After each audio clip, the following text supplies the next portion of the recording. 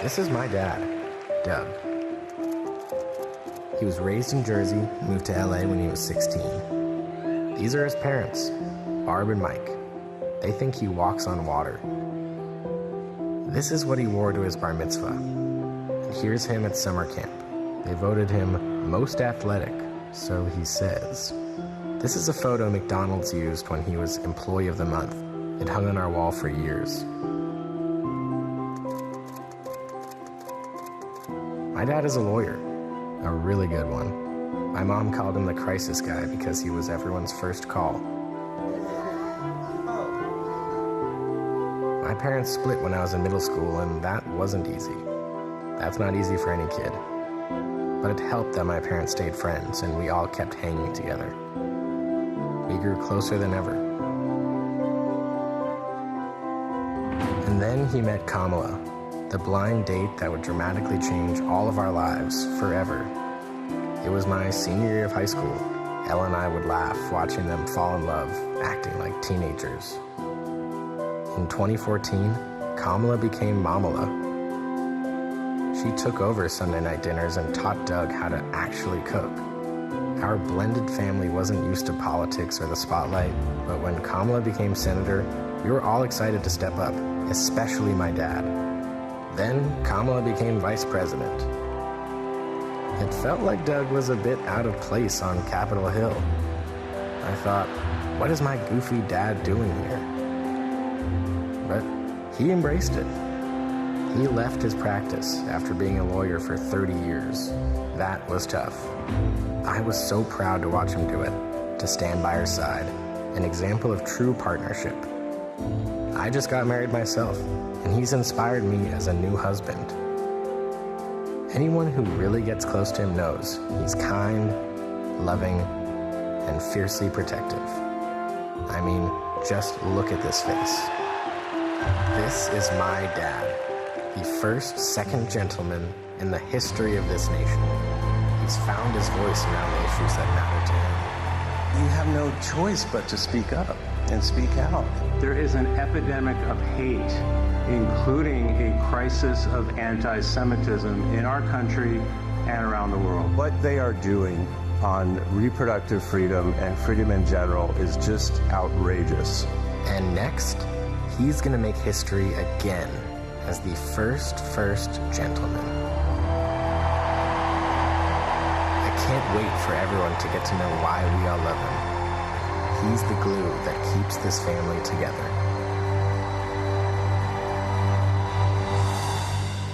We might not look like other families in the White House, but we are ready to represent all families in America.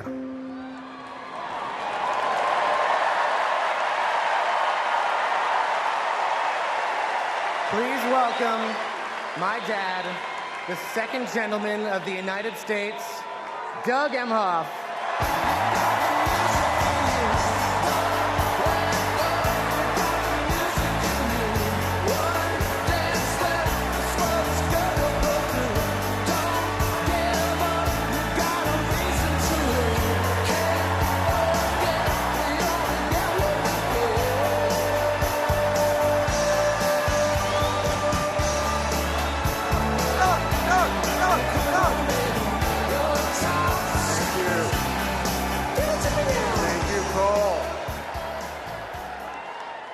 I guess he didn't want me to give this speech. He just... Thank you so much. Hello. Thank you. Hello to my big, beautiful, blended family up there. I love you so much. Aren't you proud of Cole? Wow. And a special shout out to my mother. I see you. My mother is the only person in the whole world who thinks Kamala is the lucky one for marrying me. And to Kamala, who, well, we just saw where she is. She's out on the trail listening to and talking with voters.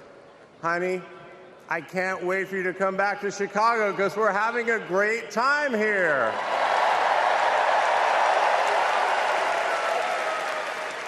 I love you so much. I'm so proud of how you're stepping up for all of us. But that's who she is. Wherever she's needed, however she's needed, Kamala rises to the occasion. And she did it for me and our family. And now that the country needs her, she's showing you what we already know. She's ready to lead. She brings both joy and toughness to this task, and she will be a great president we will all be proud of. Now, I'm the son of two Brooklynites, Mike and Barb. They've been together almost 70 years. My dad worked in the shoe business in Manhattan, and he moved our family out to New Jersey. Where's New Jersey? I see you out there. When I was a little kid. And in a lot of ways, I had a typical Jersey suburban childhood. I biked around the neighborhood. I took the bus to Hebrew school. And I rode to Little League practice in the way back of my coach's wood-paneled station wagon. And if we did well, we got to have a Slurpee after. In my neighborhood, everyone left their garage door open. Wherever you ended up at dinner time, that's the family that fed you. Everyone took care of everyone else. And the guys I grew up with are still my best friends. The group chat is active every day, and it's probably blowing up right now, guys. When my dad had to get a new job, we moved across the country to LA. Money was tight. Hey, California.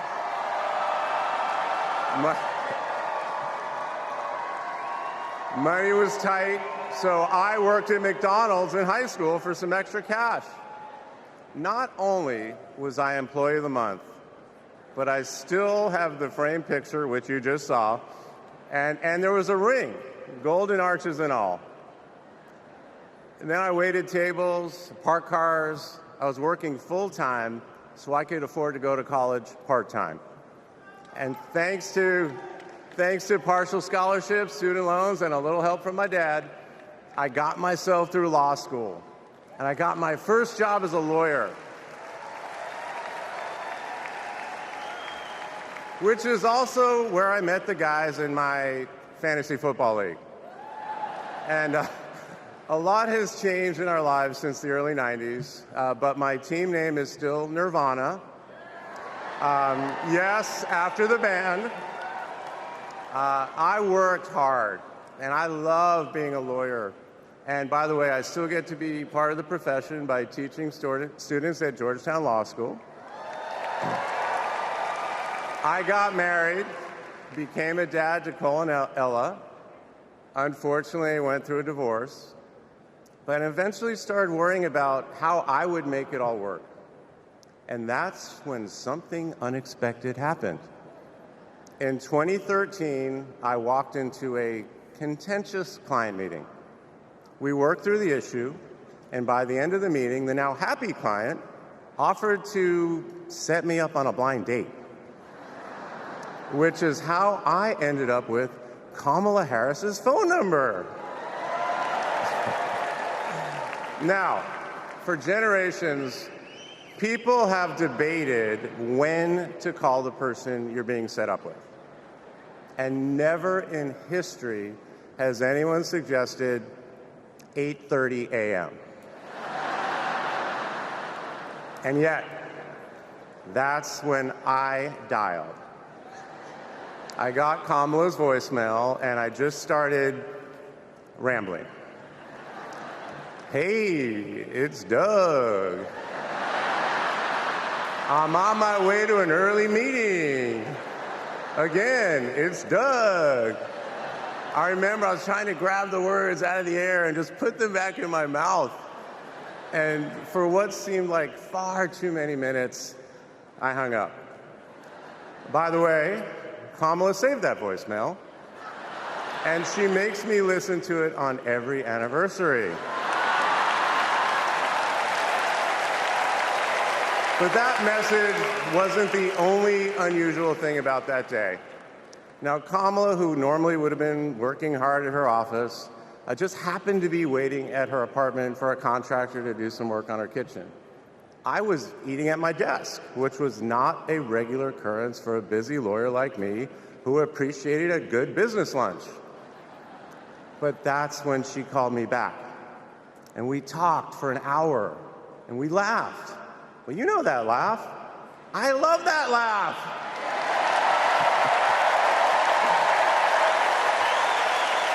And maybe that counted as our first date. Or maybe it was that Saturday night when I picked her up and told her, "Buckle up, I'm a really bad driver." Because you can't hide anything from Kamala Harris, so you might as well own it. And as I got to know her better and just fell in love fast, I learned what drives Kamala. And it's what you've seen over these past 4 years, and especially these past 4 weeks.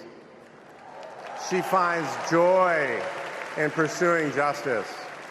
She stands up to bullies just like my parents taught me to. And she likes to see people do well, but hates when they're treated unfairly.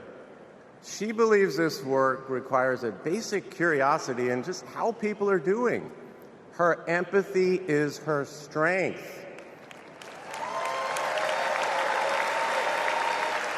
Over the past decade, Kamala has connected me more deeply to my faith, even though it's not the same as hers. She comes to synagogue with me for high holiday services, and I go to church with her for Easter. I get to enjoy her mom's chili relleno recipe every Christmas, and she makes a mean brisket for Passover. It brings me right back to my grandmother's apartment in Brooklyn, you know, the one with the plastic-covered couches. But Kamala has fought against anti-Semitism and all forms of hate her whole career. She's the one who encouraged me as second gentleman to take up that fight, which is so personal to me. And those of you who belong to blended families know that they can be a little complicated. But as soon as our kids started calling her Mamala, I knew we'd be okay. Ella calls us a three-headed parenting machine. Kamala and Kirsten, thank you both. Thank you both for always putting your family and the kids first. Now, Cole and Ella's friends knew that when they'd come over for Sunday dinner with Mamala, it was going to be real talk. In between taking cooking instructions, they'd have to answer questions about what problem they wanted to solve in the world. They learned that you've always got to be prepared because Kamala is going to prosecute the case.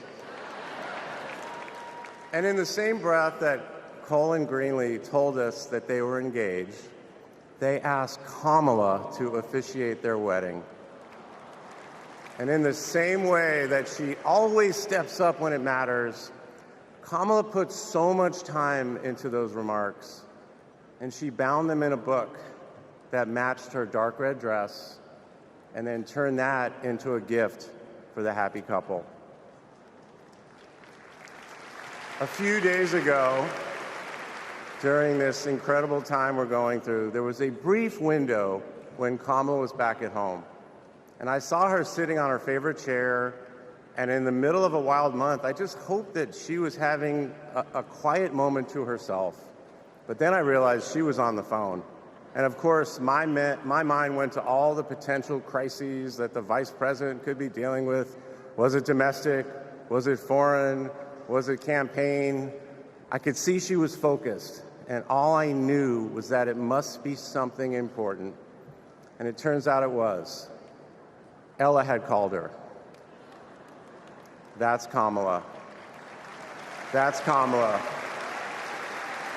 Those kids are her priorities, and that scene was a perfect map of her heart. She's always been there for our children, and I know she'll always be there for yours too. Kamala is a joyful warrior. It's doing for her country what she has always done for the people that she loves.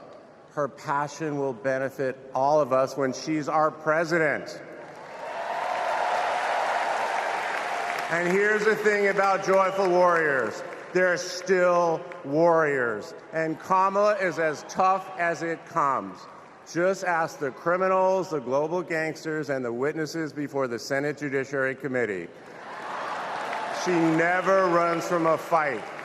And she knows the best way to deal with a coward is to take him head on. Because we all know cowards are weak, and Kamala Harris can smell weakness. She doesn't tolerate any BS. You've all seen that look, and you know that look I'm talking about. That look is not just a meme. It reflects her true belief in honest and direct leadership. And it's also why she will not be distracted by nonsense. Kamala knows that in order to win, we cannot lose focus. America, in this election, you have to decide who to trust with your family's future. I trusted Kamala with our family's future. It was the best decision I ever made.